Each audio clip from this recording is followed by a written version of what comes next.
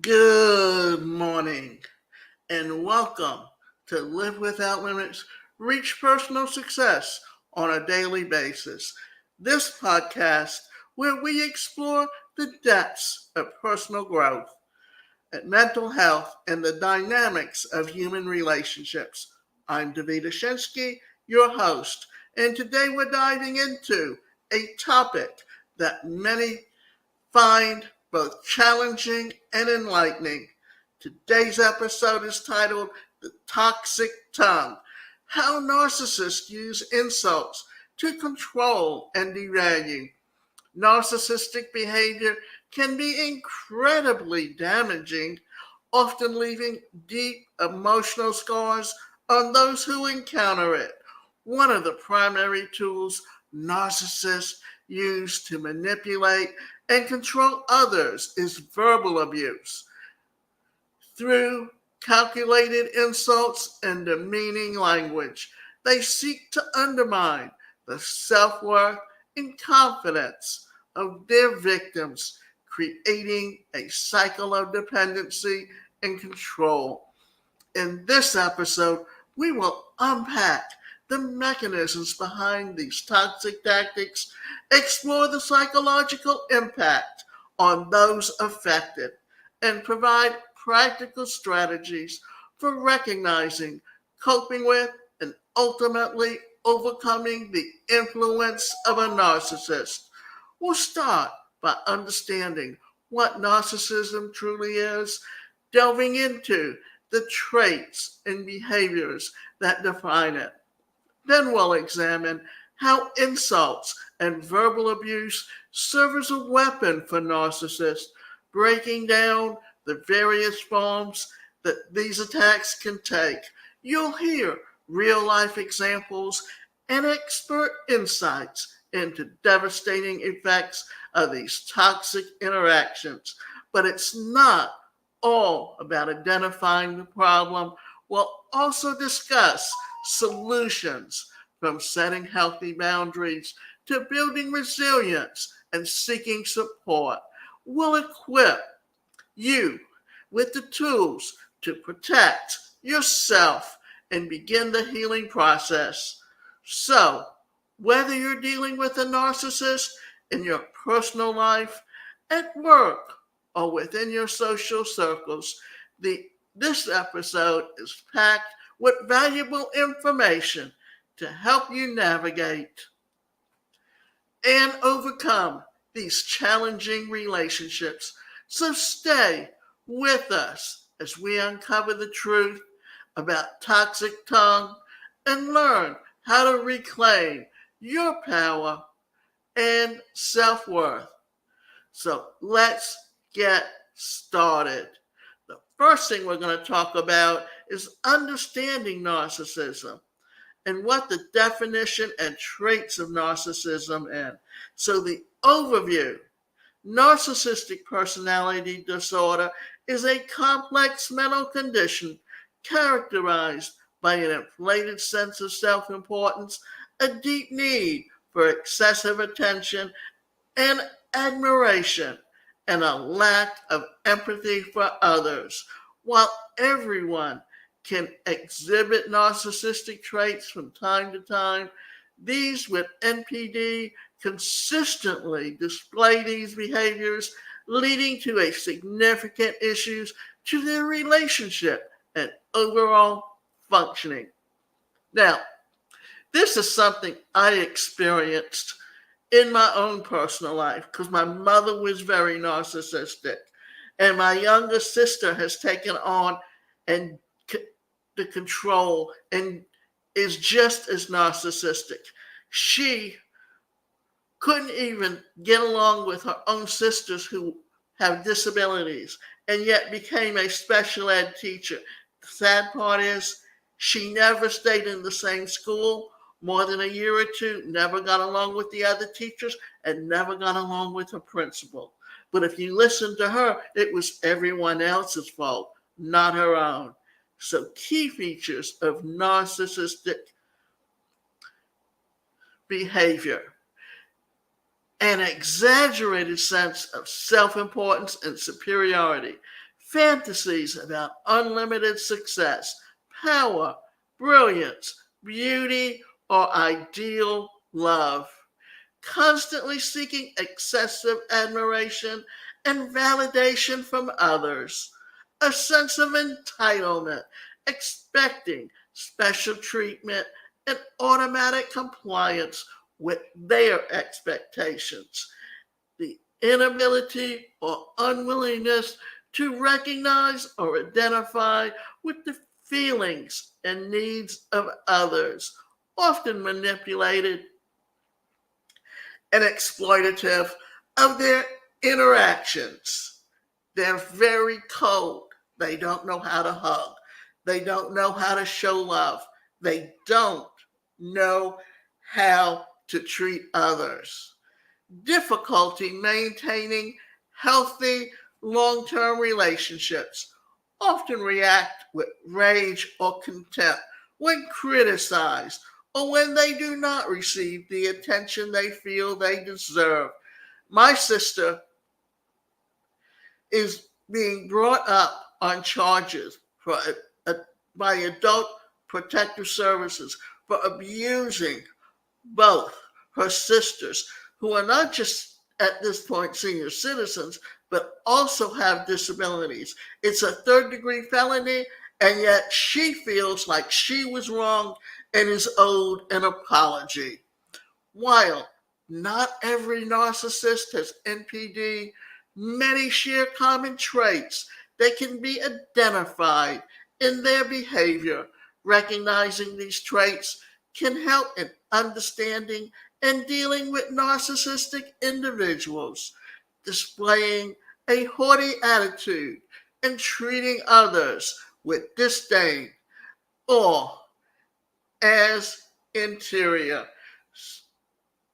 So, what we want you to think about is how you can change your behavior if you're a narcissist and learn how to treat others with respect. So, let's go back and look at some of the traits again. Displaying haughty attitude and treating others with disdain as inferior, often assertive and domineering in social and professional settings, using others to achieve their own goals without regard for the other's feelings or well-being, skilled at manipulating situations and people to their advantage, highly sensitive to perceived slights, criticisms, reacting definitively, often with anger, when their self-image is challenged, placing a high value on their physical appearance and social status, frequently preoccupied with how they are perceived by others. Now, my mother grew up in a family where there was 10 children, and my grandfather came from a family that had a business. But my grandmother was very bitter and very angry and fought with my grandfather constantly and was constantly belittling him to the point that he would take off and go travel around and after a while come back, get her pregnant again and leave again because he couldn't live with her. Sad part is if she had been different, instead of living in an apartment where they had the bathroom in the hall sharing it with 10 other families and 12 or rather 11 members because my mother's twin passed away when they were a year old in the home. What happened? Well, they slept 4 to a bed. Had my grandmother been different, my grandfather's family would have brought him back to Savannah, seen to it they had a big enough house and that each child had their own bed. So if you look at family history, you can find where it goes from generation to generation. That somewhere someone was narcissistic and one child at least, especially depending on your behavior pattern. Because my mother knew from the time my sister was a young child that she had problems getting along with people. And then what my mother would do is cover it up and praise her like she was the perfect child. And the sad part is my older sister's personality is to be the peacemaker. And she would go along with whatever they said. That's why today, at 74, she's a lost little soul. Not that she couldn't take care of herself, but that she became so dependent on them to make her decisions for her and to tell her what to do, that she literally lost the ability to do so. And my mother, because she couldn't do that to me, and my sister was the violent one, she tried to go to court to say I was violent, when all I ever did was try and talk to her and reason with her. And she and my sister would play this little game where they were either the persecutor or the rescuer, and they would make my sister or me the victim. My sister took it and acknowledged it. I turned around and walked away from them and would not let them play that game on me. And they resented it to the point that when they could never serve the papers to me to take me to court, when my mother came back, she went to the lawyer and literally had me written out of the will so that I would not receive any of my inheritance that my father set up. And my sister loves to say how it was all my mother. And you got to remember, my father was a professional. He was a lawyer. He knew someone that was a stockbroker. So they sat down and worked out to make sure that we would be left financially secure. My mother basically married for financial security. And in those days, that's what women did. Not like today when you can go out and work and you can support yourself. You want an equal relationship. But that was the kind of relationships they looked for, and she found. And my younger sister inherited everything and is basically stealing everything from both her sisters because she literally doesn't want to share it. So, highly sensitive. This is what narcissists are: highly sensitive to perceived slights of criticism, reacting defensively, often with anger when their self-image is challenged, placing a high value on their physical appearance and social status, frequently preoccupied with how they are perceived by others, struggling to form authentic and empathic connections. Relationships are often superficial and transactional, based on what the other person can provide. They feel envious of others and believing others are envious of them, often competitive, seeing life as a game where there are winners and losers. Understanding these traits and characteristics of NPD can be the first step to recognizing narcissistic behavior and protecting oneself from its potentially harmful effects. In the context of this show, we're going to get into understanding and how to lay the groundwork for exploring how insults and verbal abuse are used by narcissists as tool to control and devaluation. So what is the role of control and manipulation? Control and manipulation are central to narcissistic behavior, forming the backbone of how narcissists interact with and dominate others. Understanding these dynamics is crucial for recognizing and responding to narcissistic abuse. So why control is central to narcissistic behavior, a sense of superiority. Narcissists have an inflated sense of self-importance and believe they are superior to others. To maintain the self-image, they seek to control their environment and the people in it. This control reinforces their belief in their superiority and prevents any threats to their ego. Deep down, narcissists often feel insecure and fear being exposed as flawed or inadequate. By controlling others, they can prevent situations where they might feel vulnerable or out of control. This helps them avoid facing their insecurities and maintaining their facade of invulnerability. So they also look at it this way.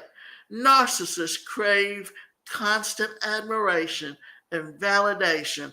By controlling others, they ensure that they receive the praise and attention they desire.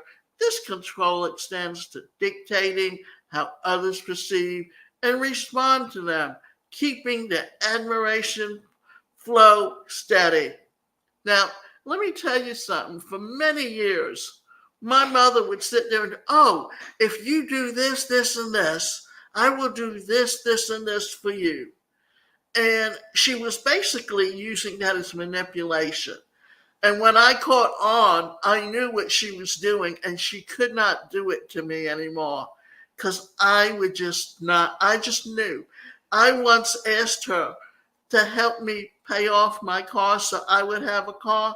She told me, only if you move back in the home with me. And first of all, that I knew that once I left her home, I was never going back because I knew exactly what she would do if I did. She would start telling me how I failed, how I couldn't live on my own, how I couldn't. And you know what? I have succeeded. I have achieved goals. And I can take care of myself. So all the things she was saying, it just shows you how manipulation she was using to control me, and it just didn't work. And most of that's because as a young child, I would question why. Why me? And I knew my life had a purpose, and I had to find that purpose for me. I had to learn to become my own advocate because no one was going to advocate for me to see to it that my needs were met. All my mother wanted was to make sure that she was never left alone. And you know, if she had made a life for herself and had friends and done things, she might have been a happier person in the process. My younger sister might be a happier person in the process. My younger sister is so jealous that we have a cousin who lived right by the Twin Towers and got caught up in it and lost his home and everything in it.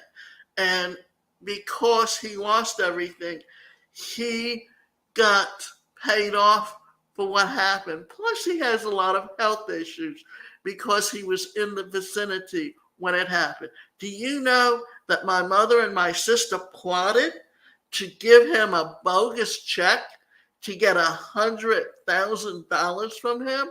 And he was smart enough to wait till the thing cleared before he sent the money over to an account that they gave him. I just wish he had brought it up to the law and had them brought up on charges for it, because then maybe they would have seen that what they were doing was wrong. And maybe my younger sister wouldn't be so bad today. Narcissists use manipulation to achieve their goals and maintain control. This can include gaslighting, which is making someone doubt their reality, projecting, attributing their faults to others. My sister has a habit of lying to me, and then if I question her about something, all of a sudden she starts calling me a liar. And these are all things that she's done. I had light bulbs for a fixture I have in my bathroom that is the same fixture that my sister had when they currently has. Do you know that the last time I went to go get the light bulbs to change them, the whole bag they were in were gone? Stole my light bulbs because she didn't want to go out and buy the light bulbs herself so my sister would have light bulbs. And they're not, at this point, I'm not buying anymore. And I have to use the heat lamp in there just to have light in the bathroom because all the lights went out. And triangulation, pitting people against each other. That was something my mother did. That was something my grandmother did. By going up and whispering things to each child, telling and creating jealousy between the children. These tactics help them create a reality where they are always in control and can manipulate outcomes to their favor. The concept of devaluation. Devaluation is a psychological strategy used by narcissists to undermine and control their victims. It is a process that typically follows an initial phase of idealization where the narcissist showers the victim with praise and affection. At the beginning of the relationship, narcissists often idealize their targets, making them feel special and valued. This phase is characterized by excessive flattery and attention and seemingly genuine affection. The goal is to create a strong emotional bond and dependency. Once the narcissist feels secure in the control that they have over their target, they begin the process of devaluation. This shift can be sudden and gradual, but it involves a stark change in behavior. The same person who was once praised and admired is now subjected to criticism, insults, and belittlement. Methods of devaluation. Verbal abuse becomes a common tool, with the narcissist using harsh words to demean and belittle their target. Constant criticism and negative feedback are used to erode the victim's self-esteem and confidence. Withholding affection, emotional coldness, and withdrawal of affection serves to create feelings of worthlessness and insecurity in the victim. Comparisons and gaslighting. The narcissist may compare the victim unfavorably to others or gaslight them into doubting their own perceptions and sanity. By breaking down the victim's self-esteem, the narcissist ensures they maintain dependent and submissive. The victim starts to believe they cannot function or be valued without the narcissist. The devaluation process allows the narcissist to project their own insecurities and self-doubt onto their victim, making themselves feel superior in the process. Understanding the role of control and manipulation, as well as the concept of devaluation, is crucial in identifying the responding to narcissistic abuse. By recognizing these patterns Individuals can take steps to protect themselves and seek the support needed to break free from toxic relationships. Narcissists use insults as a powerful tool for control, aiming to undermine the victim's self-esteem and self-worth. This tactic is effective because it creates an environment of fear, doubt, and dependency. By consistently insulting and belittling their target, narcissists chip away at the victim's confidence. A person with low self-esteem is less likely to challenge the narcissist's authority or leave the relationship. Insults can cause the victim to doubt their own abilities, decisions, and worth. This doubt makes them more reliant on the narcissist for validation and guidance, reinforcing the narcissist's control. The unpredictability of the verbal abuse instills fear in the victim. They may constantly worry about triggering another outburst, leading to a heightened state of anxiety in compliance with the narcissist's demands. Insults can also serve to isolate the victim from friends and family by belittling the victim's relationships or convincing them that others think poorly of them. The narcissist can cut off their support network, making the victim more dependent on the abuser. So let's look at some of the different forms of insults that are overt and covert. Blatant name calling, derogatory comments, and explicit verbal abuse designed to hurt, demean the victim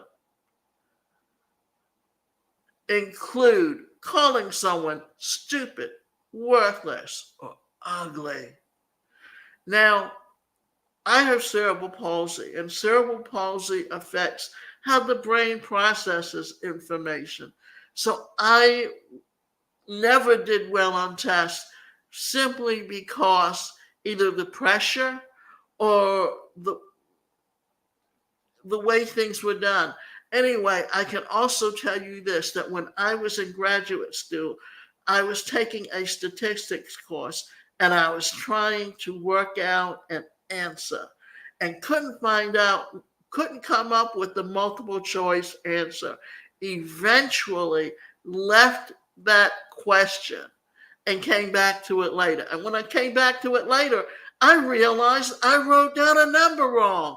And when I corrected it, I found the correct answer. So that doesn't make me stupid, but what it does do is help me understand just how much the disability I have affects the way I learn and how I learn.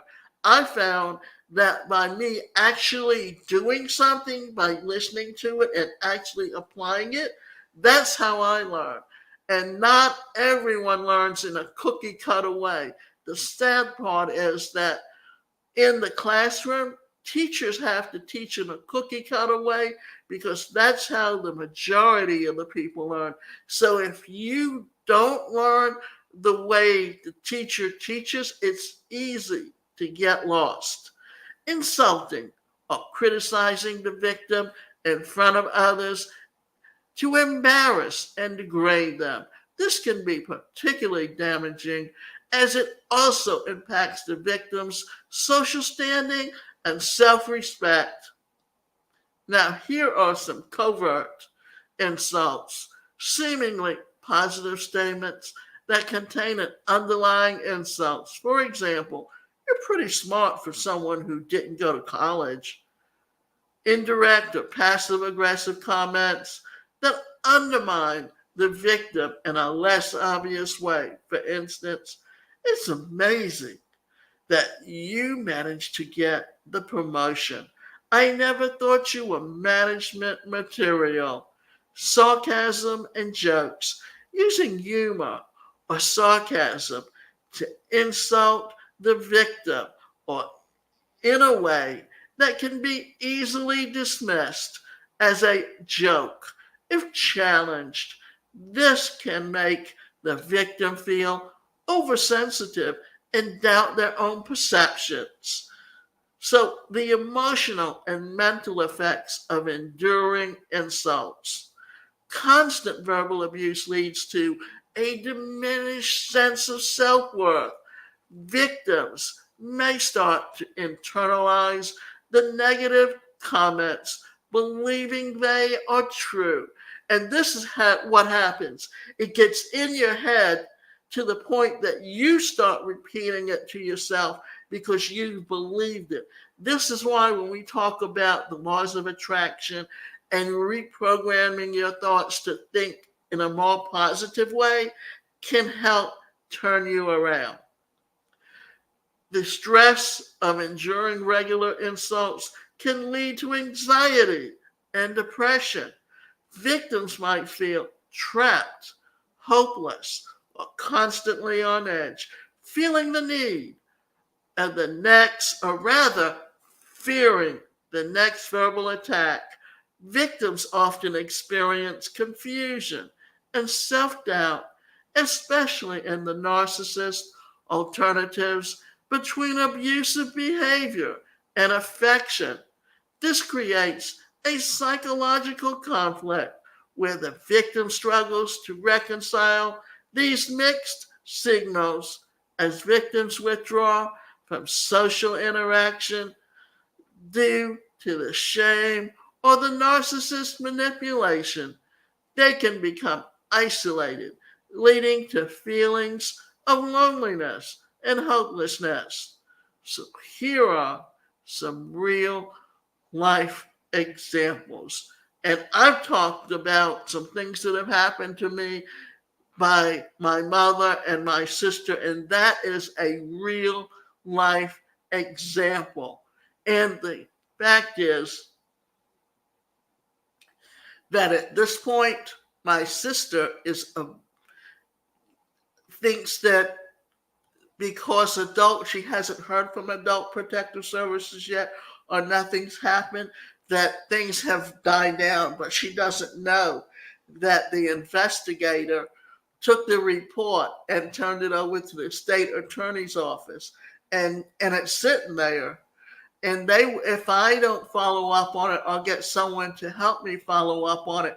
It can sit there until they decide it's time to go and look at it, because they are understaffed, and you have to light a light under them to make sure it moves through the system. A talented employee consistently receives sarcastic remarks from their narcissistic boss, such as "Great job," but for someone at your level. Over time, the employee starts to question their capability and avoiding taking on new challenges, fearing further humiliation. In a romantic relationship, a narcissistic partner frequently belittles the significant other with comments like, "No wonder your friends don't invite you out. You're so boring." This causes the victim to withdraw from social interactions and become increasingly dependent on the narcissist for companionship and validation. A parent constantly undermines their child with statements such as, "You'll never amount to anything." And I heard that so many times, leading to the child to struggle with self-esteem issues well into their adulthood, affecting their personal and professional relationships. Understanding the mechanisms of verbal abuse, its psychological impact, that is crucial for recognizing and addressing the harm caused by narcissistic behavior. By shedding light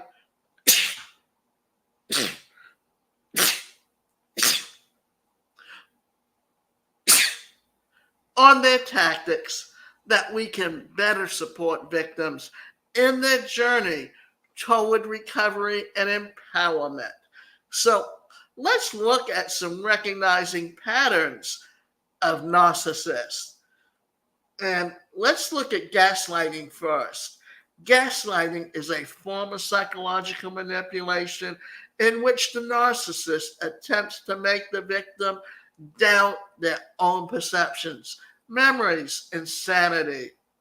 The narcissist may deny events that the victim clearly remembers, twist facts, and create a narrative that portrays the victim as confused and mentally unstable. This is what my mother tried to do to me. And because I had a background in psychology and mental health, I understood what she was trying to do. This is why she was never able to fully manipulate me. Now, this leads to the victim questioning their reality and becoming more dependent on the narcissist for clarity. I never said that. You must be imagining things. You're overreacting. That never happened.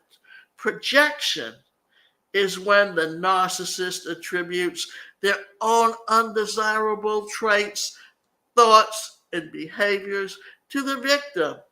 By projecting their faults onto others, narcissists deflect responsibility and guilt. This tactic makes the victim feel guilty and defensive, diverting attention away from the narcissist's flaws. A narcissist who lies frequently accuses their partner of being dishonest. A narcissist who is unfaithful accuses their partner of infidelity without cause. Triangulation. Triangulation involves the narcissistic beginning a third party into the relationship dynamics to create jealousy and competition or divide and conquer tactics. The narcissist may compare the victim unfavorably to someone else, involve others in conflicts to gang up on the victim, or spread false information to create mistrust and rivalry. Why can't you be more like it? And my mother constantly did this to actually all her children. She used to say to my younger sister about her friends, well, when their grandfather dies, they're gonna become rich. He's gonna leave them money, and you're poor. You don't have anything. And this is why she resents sharing anything with her sisters today. Telling friends or family that the victim is behaving irrationally, therefore isolating the victim. Early signs of verbal abuse in relationships, even minor mistakes or differences in opinion, are met with harsh criticism. Insults are often veiled as jokes or backhanded compliments. The narcissist alternates between affectionate behavior and sudden unwanted anger or coldness. I can remember many, many years ago, because I grew up with a disability, at a time when there were no laws that guaranteed people with disabilities the right to an education. I was the only person in the school, much less the classroom, with a disability. And because I was different and not a whole lot was being known about disabilities at that time, I was the one that was bullied. And then what I needed from my family was a hug and a kiss, and told that I was loved in spite of the fact that I have a disability. And I would go in my bedroom and cry. And my mother came in there and said, "Why are you crying? You have no reason to cry." Yes, I had a reason to cry. I was hurt. My mother couldn't give me what I needed to meet my needs. And that believe a lot of what happened to me early on is the reason that I'm in the field that I am and why my podcasts are on personal development, why many of my courses are on personal development, why many of the challenges that I offer to help people overcome their limiting beliefs is because of what happened to me early on as a child and how I learned to deal with it and overcome it. That's why when I first started this podcast, it was called Live Without Limits. And it's since been rebranded to Live Without Limits, Reach Personal Success on a Daily Basis. So let's look at it this way. Insults are often veiled as jokes or backhanded compliments. The narcissist alternately between affectionate behavior and sudden unwanted anger and coldness. The victim is frequently blamed for narcissist problem or negative emotions. Attempts to cut off the victim from their support network or friends or family. Consistency and frequency. Verbal abuse becomes a regular occurrence rather than isolated incidents. The narcissist may be charming and respectful in public, but demeaning and abusive in private. Over time, the victim's confidence and self-esteem significantly decline due to constant negative remarks. And this is true, especially when my mother was around other people, because she was like two people. She'd be the perfect person that you think was really great. And then behind the scenes, she was very negative and very accusing. The relationship often starts with intense admiration, love bombing, followed by a gradual or abrupt shift to criticism and insults. Frequent feelings of confusion, self-doubt, and questioning one's memory or sanity as a result of interactions with the narcissist. Apologies, if they come, are often insincere and followed by a repeat of the abusive behavior. By recognizing these tactics and red flags, individuals can better identify narcissistic abuse and take steps to protect themselves from further harm. Understanding these behaviors is crucial for breaking free from toxic relationships and seeking the support needed to heal and recover. So, what are we going to do? We're going to talk now about some strategies for coping and healing and setting boundaries. Boundaries help protect your mental and emotional health by limiting the impact of narcissist behavior on your well-being. I found in my case that I was better off not being around my mother, and I was homeless on 3 different occasions because she refused to help me, and I knew I could get myself out of it, which I did. But just the fact that I ended up in that position just shows you how cold and insensitive she really was to me and my feelings. Establishing boundaries reinforces your self-worth and signals that you deserve to be treated with respect and dignity. And this is why I had to call Adult Protective Services on my younger sister, and why I am making sure that the case goes forward and will be followed through on. Clear boundaries limit the narcissist's ability to manipulate and control you, creating a healthier dynamic in the relationship. Boundaries help hold the narcissist accountable for their actions and communicate that behaviors are unacceptable. Understanding and articulate what behaviors you will and will not tolerate Be specific about your emotional, physical, and mental boundaries. Express your boundaries clearly and calmly. Use I statements to assert your needs without sounding accusatory. I need to be spoken to respectfully. First of all, one thing I found in my family is my sister only wants to do the talking, and she won't hang up. She won't let you talk or say anything in between.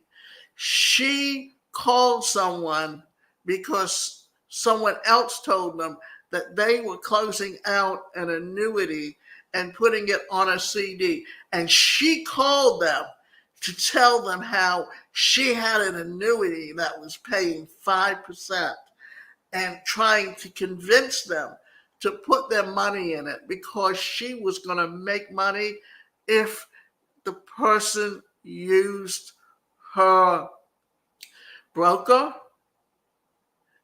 And when she was spoken back to, she literally hung up on him. That's the type of person that you're dealing with because they only want to hear what they want to hear. They won't let you say anything, and they don't give a shit about anyone but themselves. And if you don't comply with what they want, they will literally cut you off. Consistency is key in maintaining boundaries. Enforce them every time you are crossed to ensure they are respected. Expect resistance from the narcissist. Stay firm and repeat your boundaries as needed. Do not engage in arguments or justify your limits excessively. Enlist the help of trusted friends, family, or a therapist to reinforce your boundaries and provide emotional support. Prioritize your well-being by engaging in activities that reduce stress and promote relaxation. This helps maintain your resolve and resilience. So, what can you do to build resilience? Practicing mindfulness and meditation can help you stay grounded, manage stress, and enhance your emotional resilience. Focus on the present moment and breathe deeply to center yourself. Use positive affirmations to counteract negative self talk and build self esteem. Remind yourself of your strengths and worth daily. Keeping a journal allows you to express your thoughts and emotions freely. It can help you process experiences, recognize patterns, and reflect on your growth. Pursue activities that bring you joy and fulfillment. Engaging in hobbies can be powerful way to reclaim your identity and boost your mood. Regular physical activity, a balanced diet, and sufficient sleep contribute to overall well-being and resilience. Exercise releases endorphins, which can improve your mood and energy levels. At this point, I've been exercising for 40 years and started back in the 1980s when you started seeing health clubs and spas come up. And there were times when I didn't have the money to pay, but mostly I did go. And my mother would constantly say to me, "Why are you paying that? Why are you going? Why don't you go here or there where it's..." Well, first of all, I knew that for my, not just my psychological, emotional, but because of the disability that I have, to improve my mobility, exercise was so important. And when I was in college, while I was training, I was also at the same time getting therapy because when I was training in psychodrama, I worked on the issues I had in the relationship within my family, because that's part of how you were trained. So let's get into seeking professional help in therapy and support groups. A licensed therapist can provide personalized strategies to cope with narcissistic abuse, help you rebuild self esteem, and support your emotional well being. Cognitive behavioral therapy can help you challenge and change negative thought patterns, improving your emotional resilience and coping skills. Joining a support group for individuals affected by narcissistic abuse can provide a sense of community and shared understanding. Hearing others' experiences can validate your own and offer practical advice. Online forums and social media groups can also offer support and resources for those dealing with narcissistic abuse. Ensure the community is moderated and supported. So here are some books and helplines. Reading about narcissistic abuse recovery can provide valuable insights and strategies. Reach out to organizations that offer counseling and support services for abuse victims. These can provide immediate assistance and referrals to local resources. By setting effective boundaries and building emotional resilience, you can regain control over your life and protect yourself from further harm. Seeking professional help and connecting with supportive communities are essential steps in the journey toward healing and empowerment. Creating a support system. Support, or rather, this is something that I used many years ago that I knew someone that was a licensed family and couples therapist.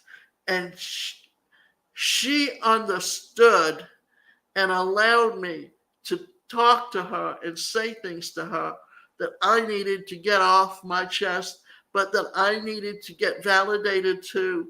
And it's like one of the things that she said was that my mother never wanted to let go of the umbilical cord and wanted to make sure she kept her children close. So supportive friends and family provide emotional validation, helping you feel understood and less isolated in your experiences. Having a strong support system offers encouragement and strength, making it easier to stand firm against narcissistic manipulation and abuse. Trusted loved ones can offer perspective and practical advice, helping you navigate complex situations and make informed decisions. In times of distress, having a safe space with supportive individuals can provide comfort and security, reducing anxiety and fostering a sense of belonging. Now, here's some hotlines. National Domestic Violence Hotline, Crisis Text Line,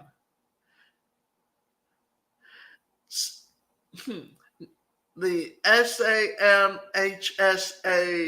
National Helpline, some websites, Psychology Today, Find a Therapist, BetterHelp, Online Therapy, National Alliance for Mental Health, NAMI, Resources and Support.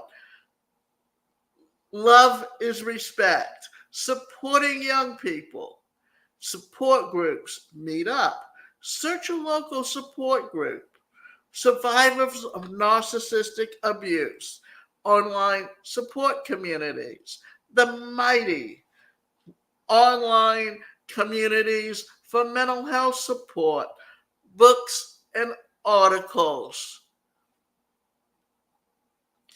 The Body Keeps the Score by Basil van der Kolk. Understanding Trauma and Recovery, Healing from Hidden Abuse by Shannon Thomas. Journey through Recovery from Psychological Abuse, online articles and blogs. So, I'm going to give you some other stories. I've already talked about my own, but I'm going to quickly go through some other stories. Sarah was in a long-term relationship with a narcissist who constantly belittled and controlled her. With the support of her close friends and therapists, she recognized the abuse, set firm boundaries, and eventually left the relationship. Today, Sarah advocates for abuse survivors and runs a support group to help others find their strength. James's journey. James experienced narcissistic abuse in the workplace. His boss's constant criticism and manipulation eroded his confidence. Through professional counseling and joining a support group, James rebuilt his self-esteem and successfully transitioned to a healthier work environment. He now mentors others facing similar challenges. Lila's triumph. Lila grew up with a narcissistic parent who used emotional manipulation to control her. As an adult, she sought therapy and connected with others who had similar experiences. By sharing her story and strategies for coping, Lila found empowerment and now educates others along the signs of narcissistic abuse and the importance of setting boundaries. And I've talked about some of my experiences and what I've gone through so that you understand what they are. Now, let's recognize your self-worth. You are valuable and deserving for respect. Acknowledge your worth and understand that no one has the right to belittle or control you. Reach out to trusted friends, family, and professionals. Building a support system is crucial for emotional resilience and recovery. Set boundaries. Establish clear boundaries and communication and communicate them assertively. Protecting your emotional well-being is a priority. Learn about narcissistic abuse and recovery strategies. Knowledge is a powerful tool for empowerment. Recovery is a journey. Start with small steps towards reclaiming your life and building confidence. Celebrate each milestone. Share your story and support others who may be going through similar experiences. Empowering others can reinforce your own healing process. Stay positive and persistent. Healing takes time, but every step forward is progress. Stay positive, be patient with yourself, and persistent in your journey by creating a strong support system and taking proactive steps to reclaim control. You can overcome the impact of narcissistic abuse. Remember, empowerment begins with recognizing your own strengths and taking action to nurture your well-being. And I want to thank you for listening to this podcast. I also want to ask you that if you know anyone who needs to hear this podcast and understand that what they can do to take control of their lives, then I hope you pass it on to them and remind them that they have a right to live their life the way they choose and not how someone else chooses to tell them how to live it.